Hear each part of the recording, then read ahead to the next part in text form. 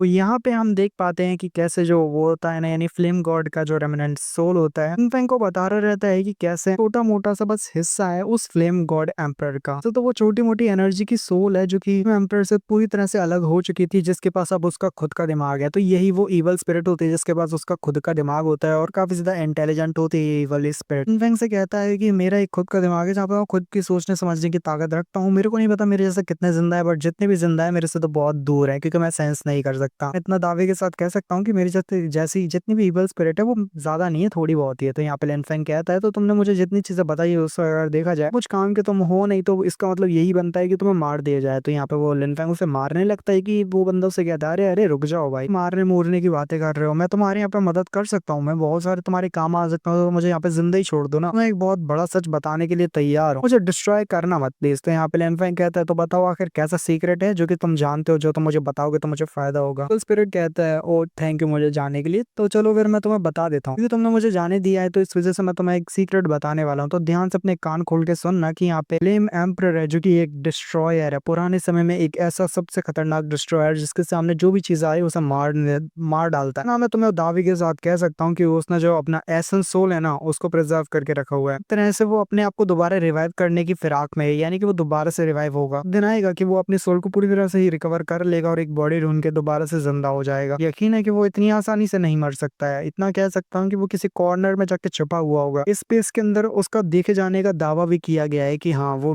मेरे को इस स्पेस में सेंस हुआ था। तो एक मन में कहता है ये बात तो बहुत बड़ी है कि वो अगर अभी तक जिंदा है, वो जिंदा है तो यहाँ पे आने के बाद वो यांगजू में और बहुत ज्यादा जगह पे यहाँ पे तबाही मचा सकता है, जिसके बारे में ठीक से कुछ चीजें भी नहीं पता। तो अगर यहाँ पे ये देखा जाए तो बहुत बड़ा सीक्रेट, उसके लिए भी तैयारियां करके रखनी पड़ेगी, क्या पता वो यहाँ पे आने के बाद सारी जगह को तबाह कर दे। तो स्पिरिट कहता है कि देखो तुम मुझे रिफाइन तो कर नहीं सकते, बट अगर तुम्हारा फ्लेम एम्परर के साथ एनकाउंटर हुई, यानी कि तुम फ्लेम एम्परर से मिले ना, तो मैं वाकई में कह सकता हूँ और दावे के साथ कह सकता हूँ फ्लेम एम्परर तुम्हें चुटकी बजा के मार देगा, यानी कि वो इतना ज्यादा पावरफुल है। ये भी जानता हूँ कि तुम उसके बारे में ज्यादा कुछ नहीं जानते, तो इस वजह से मैं तुम्हारे बहुत ज्यादा काम आऊंगा अगर फ्लेम एम्परर के साथ तुम्हारा यहाँ पे सामना हो गया था। हो सकता है कि तुम्हें ऐसे लोगों को भी कंट्रोल करना पड़े फ्यूचर में जो लोग तुम्हारे बहुत ज्यादा बड़े दुश्मन है, और उनको कंट्रोल करने के लिए मैं तुम्हारी मदद कर सकता हूँ। तो मेरे साथ यहाँ पे एक कॉन्टेक्ट बना लेते हो और मैं तुम्हारा साथ दे पाता हूँ, तो मैं तुम्हारी मदद कर पाऊंगा, और वो भी बहुत ज्यादा तादाद में। हालांकि मैं हेवनली मार्शल लिम को उस हद तक कंट्रोल नहीं कर सकता, बट एक बात याद रखो कि मैं उनको कंट्रोल कर पाऊंगा आगे जाके, मैं यहाँ पे अपना भी लेवल अप करता हूँ। पर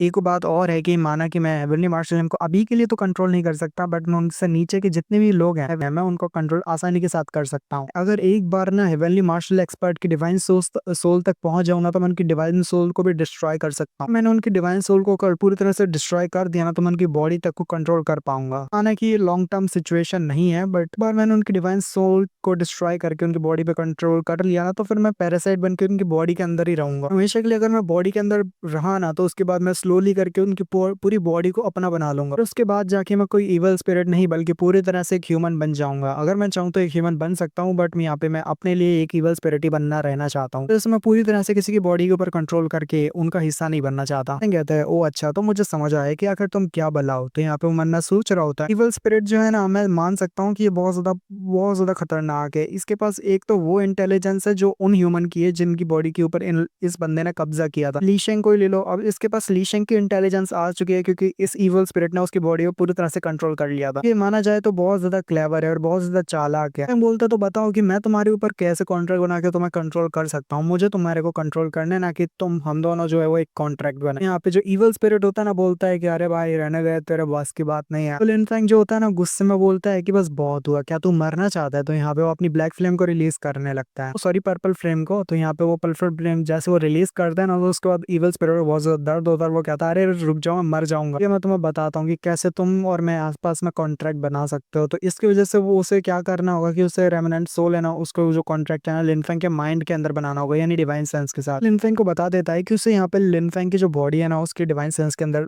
टच करना होगा एक तरह से, बस उसके बाद काम बन जाएगा। लिनफेंग कहता है चलो ठीक है, मैं तुम्हारी बात को इस बार मान लेता हूँ, बट याद रखना कि अगर तुमने कोई भी ट्रिक या फिर कोई भी स्कीम बनाने की कोशिश की, कहानी के साथ में मैं मार सकता हूँ। तो चलो फिर एसेंस सोल के साथ एक्सट्रैक्ट करो। तो यहाँ पे बंदा कहता है चल ठीक है मैं तैयार हूँ। उसके बाद वो अपनी हल्की सी सोल जो होती है, उसका जो भी सोल हिस्सा होता है, वो उसको धीरे से यहाँ पे लिनफेंग की बॉडी के अंदर भेज देता है, उसकी डिवाइन सेंस के अंदर। कहता है कि अगर मैंने थोड़ा सा भी ये जान लिया कि अगर तुम स्क्रीम बनाने की या फिर यहाँ पे ट्रिक आजमाने वाले हो मेरे ऊपर फ्यूचर में, तो मैं तुम्हें तभी मार डालूंगा। और बिल्कुल भी हिचकिचाऊंगा नहीं, यानी कि हेजिटेट नहीं करके तुम्हें मार डालूंगा। ईगल बर्ड को बुलाता है और कहता है कि चलो वापस आओ और हमें स्नो मून के लिए निकलना है। इंपीरियल पैलेस ऑफ जोंगजू दिखाया जाता है जहाँ पे कल्टीवेशन रूम होता है और उसके अंदर यहाँ पे हमारा लिनफेंग बैठा हुआ होता है मैंकिंग के साथ। मैंकिंग जो कि लिनफेंग के साथ ही सो रही होती है और यहाँ तो लिनफेंग को दिखाते हैं जो कि यहाँ पे मैंकिंग के साथ बैठा हुआ होता है और कल्टीवेट कर रहा होता है। और अपने डिवाइन सेंस के अंदर जाने के बाद वो यहाँ पे सेलेस्टियल बुक मार्शल सोल को देखता है। कहता है सेलेस्टियल बुक मार्शल सोल जो कि एक ऐसी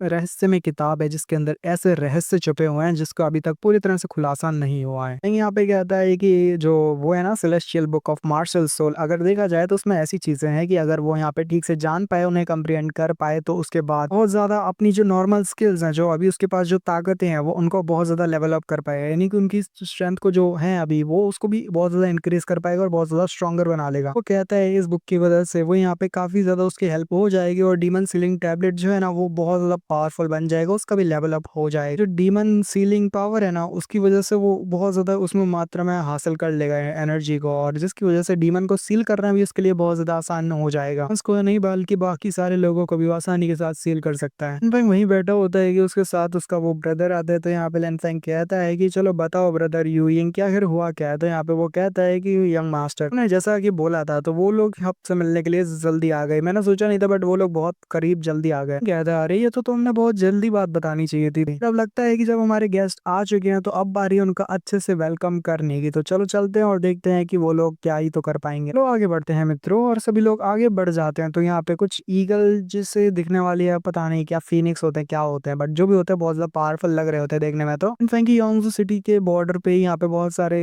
गार्ड होते हैं जो कि चीजी आर्मी से होते हैं। वो कह रहे होते हैं कि तुम सभी लोग पावरफुल एक्सपर्ट, हमारे यहाँ पे क्या काम है, और लगता है जैसे तुम कोई ना कोई बखेड़ा करने के लिए यहाँ पे आए हो। तो लगता तो नहीं कि तुम हमारे ज्यादा दोस्त हो। यहाँ पे ये जो लोग होते हैं वो सभी डिवाइन पैलेस से होते हैं क्योंकि यहाँ पे खबरों को दूसरी तरफ तक पहुंचने का ना ज्यादा टाइम नहीं लगता, तो खबरें जल्दी एक तरफ से दूसरी तरफ पहुंच जाती है। पता चल चुका होता है कि लिनफेंग ने कैसी बड़ी आसानी के साथ इनके डिवाइन पैलेस के लोग को चुटकियों की तरह मसल दिया। तो यहाँ पे जो बंदा होता है वो कहता है लिनफेंग कमीने बाहर निकल, डिवाइन पैलेस के लॉर्ड है, पर्सनली तेरे से मिलने के लिए आए हैं, तो इस वजह से यहाँ पे थोड़ी तो इज्जत कर, उनकी प्रेजेंस के होने के बाद भी तो ग्रेट करने के लिए उनको नहीं आया, आखिर ये कैसा तेरा बदसलूकी है। लिनफेंग कहता है अच्छा ठीक है मैं यहाँ पे बाहर आता हूँ। तो मेरा नाम लिनफेंग है और मैं अनवर्ती हूँ। बात को लेके कि यहाँ पे मैं यहाँ पे जो वेस्ट के डिवाइन पैलेस की जो पर्सनल लॉर्ड है उनको मिलने के लिए नहीं आ पाया, इसके लिए माफी चाहूंगा और मैं बहुत ज्यादा अशेम्ड हूँ, मुझे खुद पे शर्म भी है। यहाँ पे कुछ बातें बोलता है जो कि यहाँ पे उनके डिसरिस्पेक्ट में होती है, यानी कि यहाँ पे उनकी बेइज्जती होने वाली बात होती है। तो लिनफेंग वही बात को बोल देता है। उसके साथ उसके बर्ड भी आए होते, तो जिसकी वजह से यहाँ पे बंदा कहता है कि हे लिनफेंग से बोलता है कि क्या तेरे को क्या लगता है बच्चे हमारे लॉर्ड से ऐसे बदसलूकी के साथ बात कर सकता है? तो ऐसा कुछ भी नहीं है। तू अपने स्नो ईगल को लेके इसके से तू सोचता क्या है कि तेरे स्नो ईगल तेरे को बचा लेंगे? गिने चुने दो तीन इसके स्नो ईगल तेरे को नहीं बचा पाएंगे। प्लीज मुझे आगे जाने की अनुमति दे, मैं इसको कमीने को पीट